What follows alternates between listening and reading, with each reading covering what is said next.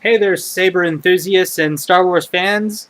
This is Daniel Antaron once again, and I'm going to show you my second lightsaber in my collection. This is the Darth Vader Empire Strikes Back Master Replicas lightsaber. Out of the two Master Replica lightsabers that I have, this one is my favorite because I like the color, and I also like the hilt design a lot better. Um, I don't really know what else to tell you about that one. It's just my personal favorite. Let's go ahead and take a look at the saber hilt itself. As you can see, this one is based off of, I believe you pronounce it as Highland camera flash. That's what they used for the original Darth Vader hilt, and as such, if you look right here, you can still see the S on it that the actual Highland camera flash had. You can't see them, but underneath it here there is an E underneath of this fake wiring here. And there's the D-ring clip itself that would clip onto the actor's belt. Once again, you can't remove this blade on mine, so it is pointless. You do see the B right there that is still on there. I really like what they made the emitter piece out of. It's kind of a cool texturized plastic. I don't know how well you can see that on camera. You might not even see it at all. I don't know. It does have some detailing inside of there. As you can see, there's a little chrome strip in there. To give you a back history on this one, when Master Replicas released this one along with the Anakin Skywalker Revenge of the Sith hilt, they originally were designing them to be removable, where you could actually take the blades off. But for whatever reason, the powers that be in George Lucas's company, whether it was George Lucas himself or not, they said no on that feature, so they made them fixed. Hasbro has picked up the license now that Master Replicas went out of business, and they have actually produced ones that do have removable blades, which I do not have one of those.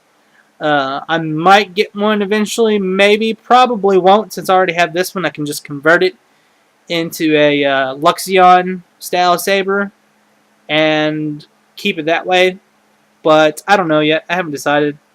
Let's go ahead and give you a look at the back end of the hilt, the pommel end, if you will. As you can see, the activation box itself, this is where you actually use to turn on the saber.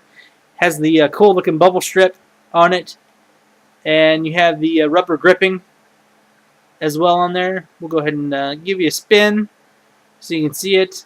And just like the Mace Windu one, the speaker box is actually built in right here in the battery pack once again. So let's go ahead and unscrew that, and I'll let you see the battery pack itself. Like I said, this one uses a lot less than the Mace Windu one.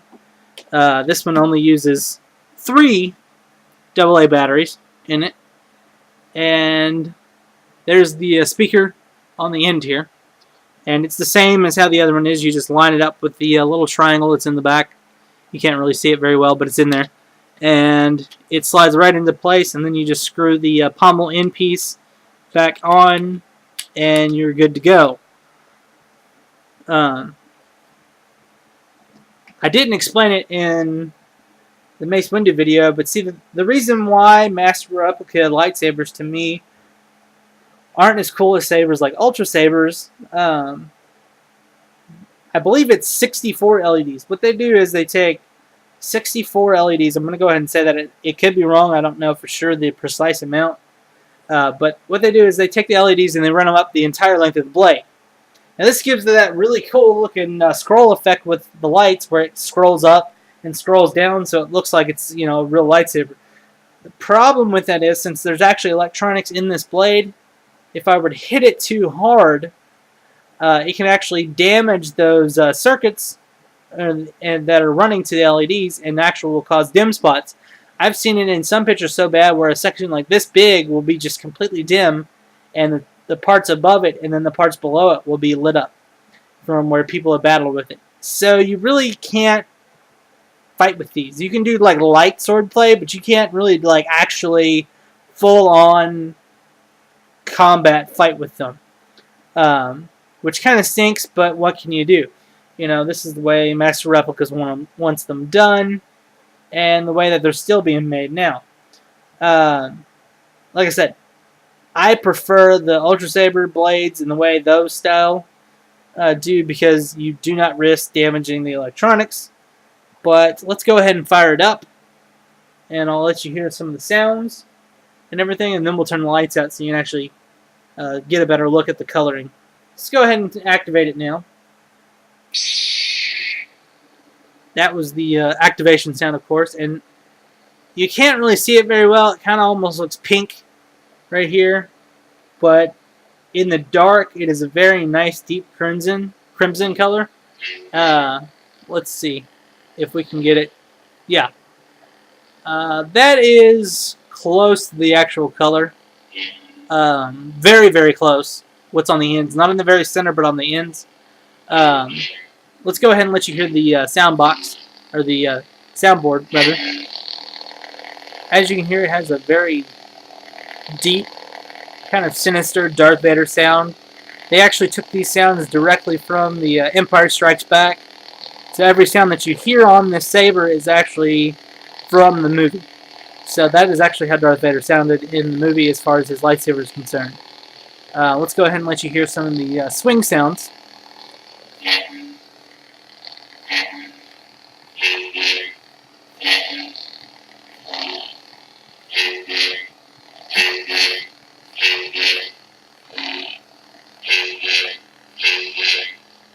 As you can hear, it fits with the idle hum perfectly.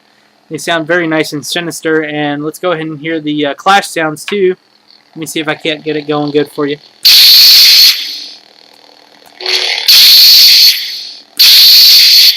Now, one thing you may be noticing is the clash sound itself is the exact same every time. This was done on purpose because in the movie, Darth Vader himself actually only had that clash sound. It was Luke's that made all the other sounds. So anytime you actually heard this sound, that was actually Darth Vader's clash effect. So that is the only one on this board. And I'm perfectly okay with that because it's the sound from the movie. It's exactly how it should be. Let's go ahead and thumb it off so you can hear it, and then I'll turn back on so you can hear the activation sound a little bit better. So here's the power down sound. And once again, the actual activation sound itself. And then the idle hum. And we're going to power it down again. Okay, let's go ahead and turn the light out, and I'll actually get it set up so you can hear it. For some reason, the camera won't focus. Oh, there it goes. Let me go ahead and turn the lights out. And we'll go ahead and give this thing a turn it on so you can see the color a little bit better. Like I said, it's a very deep crimson color. I love the color. I think it looks perfect for a Darth Vader lightsaber hilt myself. Let's see if I can't give you a close-up look. It still looks pretty much the same as it did before. There you go. That right there is exactly how it looks. That nice deep red. That is exactly the color that I see with my own eyes. Not this cool lightsaber that looks pretty much exactly how they do in the movies. That's not how it looks in person, unfortunately. But, yeah, like I said, I love this hilt. If I were to give it a rating, I'd have to give it a 9 out of 10. The only downsides to it are the fixed blade and the LEDs that run up the blade. But other than that, I absolutely love this saber. And like I said, out of my two Master Replicas, it is my favorite saber out of those two. But until next time, keep on collecting, and may the Force be with you.